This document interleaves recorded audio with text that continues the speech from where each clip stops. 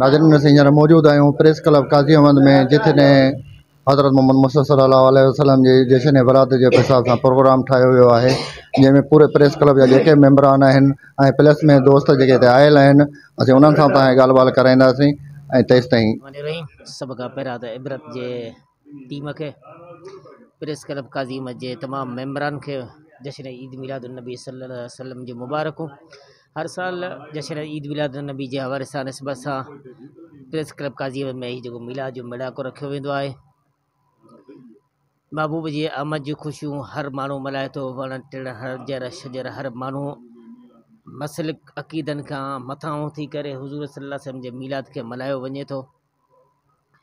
Press club जो ही कोशिशूं ऐं कावशूं जो ही महबूब जो मिलाद बि मल्हाईंदा आहिनि, ऐं जेके बि मज़हबी अहिड़ा ॾिहाड़ा अचनि था या जेके असांजा क़ौमी ॾिहाड़ा अचनि था, उनखे शौक़ सां प्रेस क्लब जे सदर साहब राणा साहब अब्दुल गफ़ूर साहब जी पूरी टीम मल्हाए थी।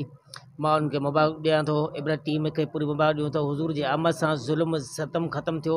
हुज़ूर जी आमद खां पहिरां दुनिया अंधारे में ही, ज़ुल्म में ही, जहालत में ही, जो हुज़ूर जे नूर सां इंशाअल्लाह ताला उहो जेको ज़ुल्म ऐं जहालत जेकी ख़त्म थी वई आहे, जेके रही हुआ इंशाअल्लाह ताला उहा वधीक ख़त्म थी वेंदी। मिलाद मल्हाइण सां मुंहिंजी तरफ़ां वरी सभिनी खे मुबारक वारनि खे पतो पियो आयो मुस्तफ़ा, अर्श ऐं फ़र्श वारनि खे पतो पियो।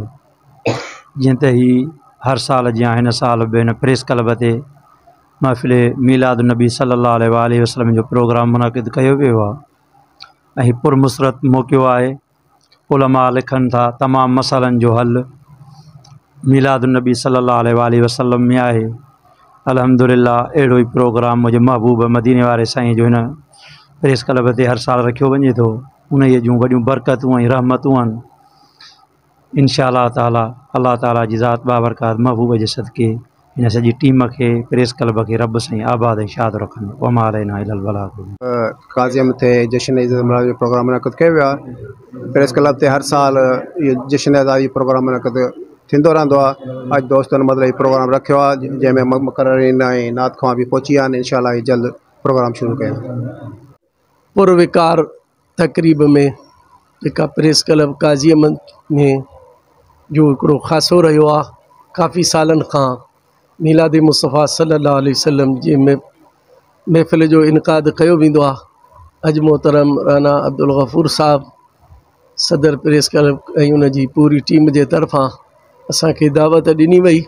मुसलमान हुज़ूर जे विलादत जे मुनासिबत सां महफ़िलूं ऐं मेड़ाका कोठाए उन में हुज़ूर अलैहिस्सलातु वस्सलाम जी सीरत तय्यबा, हुज़ूर जे अमुन प्यार ऐं मोहब्बत, अमानत, ध्यानतदारी, भाईचारे वारी ज़िंदगी जो उनवान माण्हुनि खे ॿुधाए ऐं हिन वक़्तु अफ़रातफ़री ऐं मौजूदा हालात में उलमाए कराम इहो ई मशवरो ॾियनि था त रसूलुल्लाह जे सुन्नत ऐं हुज़ूर जे सीरत ते अमल करे ही मुल्की मामला हुजनि, सियासी हुजनि या समाजी हुजनि, इहो ई हिकिड़ो सल्लल्लाहु अलैहि वसल्लम जे वक़्तु जिब्राईल अलैहिस्सलाम बैतुल्लाह ते झंडो नसब करे ऐं दुनिया खे अमन जो पैगाम ॾिनो।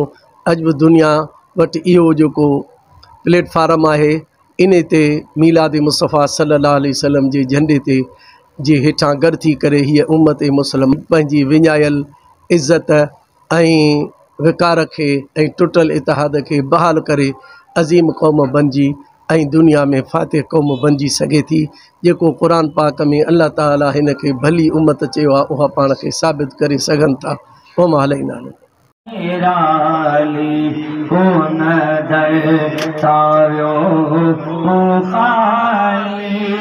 या रसूल सलाम अलैका सलवातुल्लाह अलैका।